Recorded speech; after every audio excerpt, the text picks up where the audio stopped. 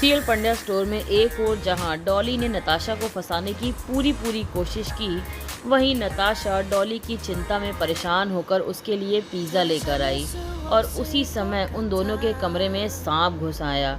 ये वाला ड्रामा देखकर आपको काफ़ी हंसी आएगी क्योंकि कंप्यूटराइज्ड सांप किसी खिलौने वाले सांप से भी अजीब लग रहा था।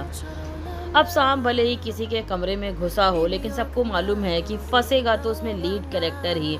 और यहाँ भी सांप घुसा डॉली के कमरे में है, लेकिन चपेट में आ गई नताशा। लेकिन बीच में हीरो ने एंट्री मारी और नताशा को किसी तरीके से बचा लिया।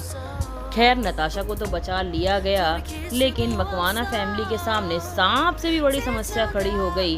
वो ये कि यहाँ पर दोनों कपल एक दूसरे के गले लगकर डर के मारे चिपके हुए हैं और ये देखकर अमरीश और अम्बा दोनों को बहुत बुरा लग रहा है। और इनकी बीच वाली बहू प्रणाली वो मौके पे चौका मारने में कभी नहीं चूकती। वो इन दोनों को एहसास भी दिलाती है कि कैसे मकवाना फैमिली में प्यार की हवा मर्यादा से ऊपर जा रही है।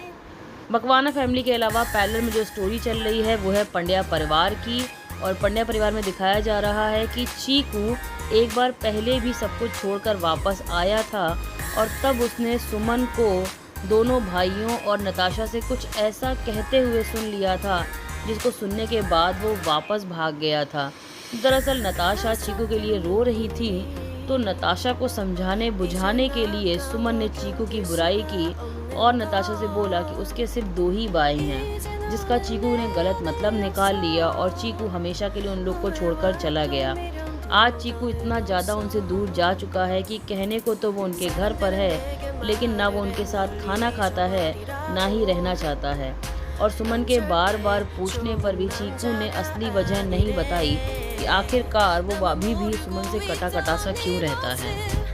जैसा कि मैंने पहले भी आप लोगों को बताया है कि बहुत जल्दी शो में चीकू के लव इंटरेस्ट की एंट्री होने वाली है और यही लव इंटरेस्ट यानी कि चीकू की होने वाली दुल्हनिया ही चीकू और उसकी दामा के बीच की दूरी को कम करेगी, क्योंकि वो होगी धरा की पूरी तरह से